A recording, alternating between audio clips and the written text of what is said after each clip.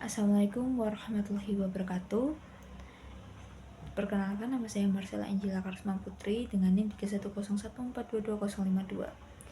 Jadi di sini saya akan mempresentasikan artikel ilmiah mata kuliah Sejarah Militer dan Kepolisian dengan judul Analisis Strategi Perang Supit Urang oleh Kolonel Sudirman dalam Pertempuran Ambarawa 1945. Nah, di sini saya akan membahas ada 5 subbab dan juga 1 latar belakang. Nah, yang pertama yaitu ada latar belakang pastinya, kemudian situasi Ambarawa pada tahun 1945, kemudian membahas mengenai Kolonel Sudirman, strategi Supit Urang, kemudian jalannya pertempuran, dan juga hasil dan dampak dari strategi Supit Urangnya sendiri. Baik, untuk yang pertama adalah latar belakang. Jadi pertempuran Ambarawa ini merupakan salah satu konflik awal pasca kemerdekaan. Hadirnya Kolonel Sudirman sebagai tokoh utama perjuangan militer di pertempuran Ambarawa. Kemudian artikel ini itu berfokus pada strategi Supit Urang sebagai taktik pengepungan yang efektif di pertempuran Ambarawa. Nah, jadi pertempuran Ambarawa ini kan merupakan salah satu momen penting ya dalam sejarah perjuangan militer di Indonesia setelah proklamasi, yaitu setelah tanggal 17 Agustus 1945. Nah, pertempuran ini itu terjadi antara pasukan TKR atau Tentara Keamanan Rakyat yang mungkin saat ini dikenal sebagai TNI yang dipimpin oleh Kolonel Sudirman melawan pasukan Sekutu dan Nica yang berusaha merebut kembali kekuasaan kolonial di Indonesia. Jadi, strategi militer yang diterapkan dalam pertempuran ini dikenal sebagai strategi Supit Urang, yang menjadi simbol keberhasilan taktik gerilya dalam menghadapi kekuatan musuh yang unggul, yang jelas lebih unggul dalam persenjataan dan logistik. Jadi, Belanda sendiri itu jelas dalam segi senjatanya itu sudah jauh lebih unggul ketimbang Indonesia.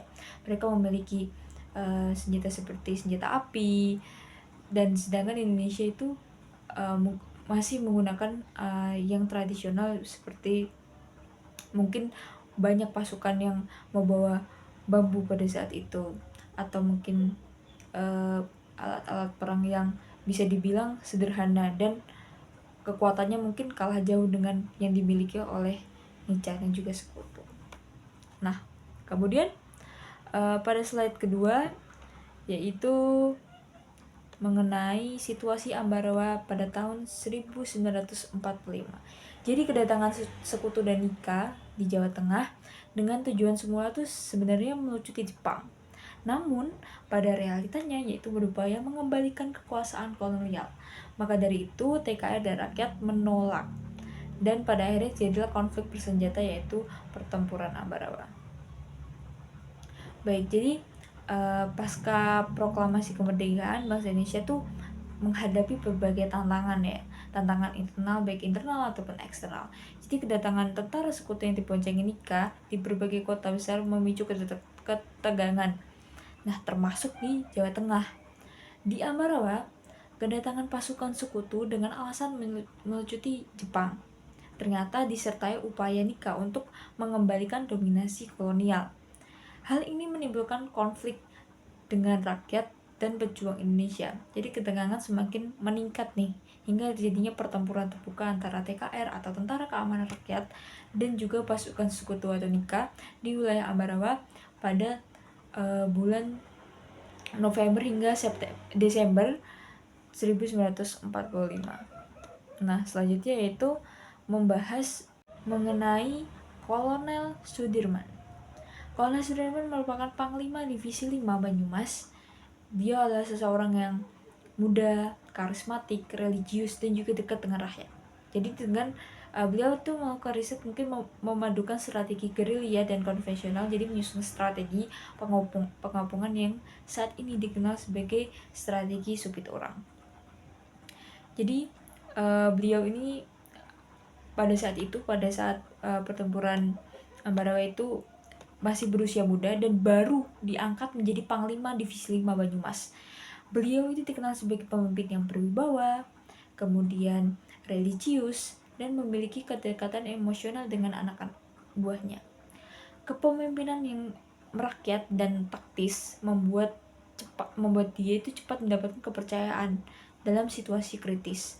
Situasi kritis yang seperti apa? Yang seperti ketika kedatangan Sekutu Nika ke Ambarawa. Nah, dalam menghadapi tekanan militer dari pihak Sekutu Nika, yaitu hanya memanfaatkan strategi yang frontal, tapi juga menerapkan taktik gerilya khas perjuangan rakyat. Nah, taktik tersebut itu dikenal dengan strategi supit orang yang dirancangnya menunjukkan kecerdasan dalam memahami medan perang dan psikologi tempur.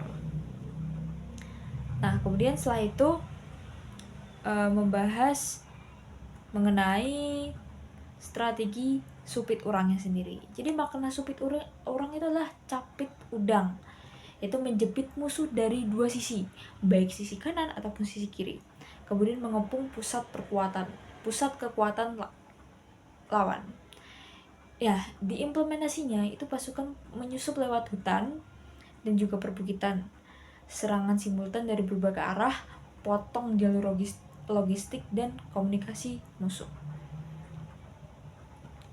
Nah, strategi supit urang atau capit udang ini merupakan taktik pengepungan dengan dua sayap pasukan.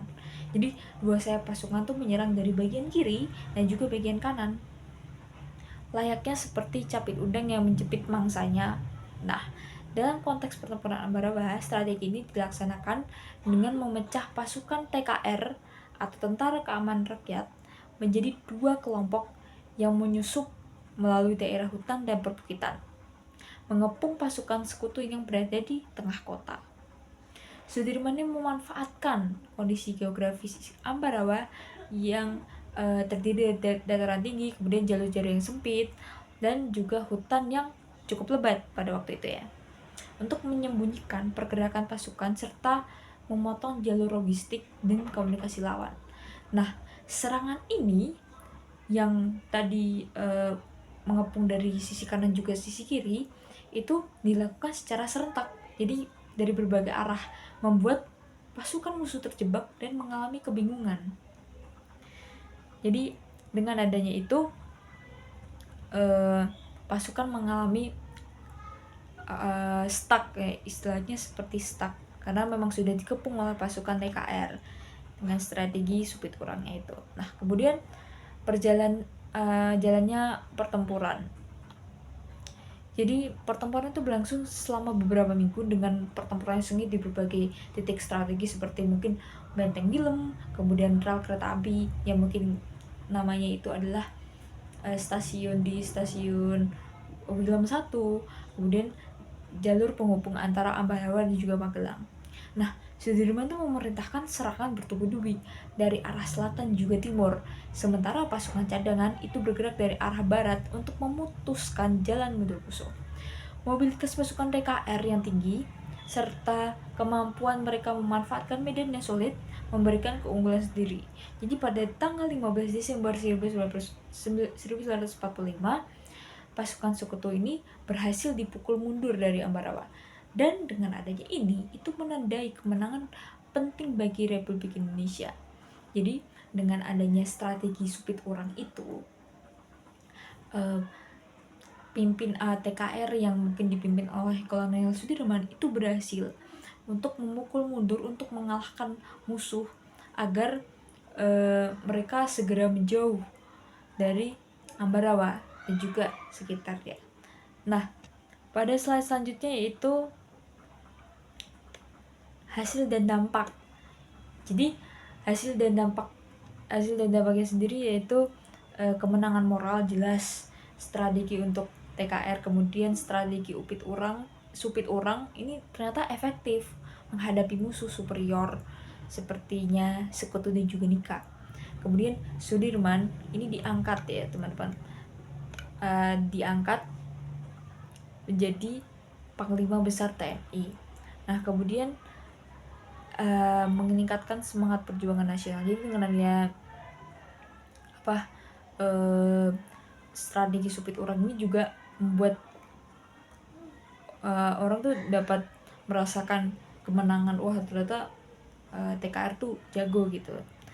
Nah, dengan adanya keberhasilan strategi Supit Urang ini membuktikan bahwa dengan taktik yang tepat, kekuatan militer rakyat dapat mengimbangi bahkan mengalahkan pasukan yang secara teknis itu lebih unggul daripada Indonesia, daripada TKR ya. Kemenangan ini tuh nggak hanya berdampak secara militer, namun juga secara psikologis dan politis. Moral pejuang dan rakyat itu meningkat besar.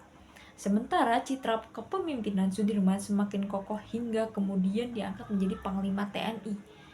Nah, di sisi lain, kemenangan ini tuh mengirimkan pesan kepada dunia internasional bahwa bangsa Indonesia sungguh-sungguh mempertahankan kemerdekaannya.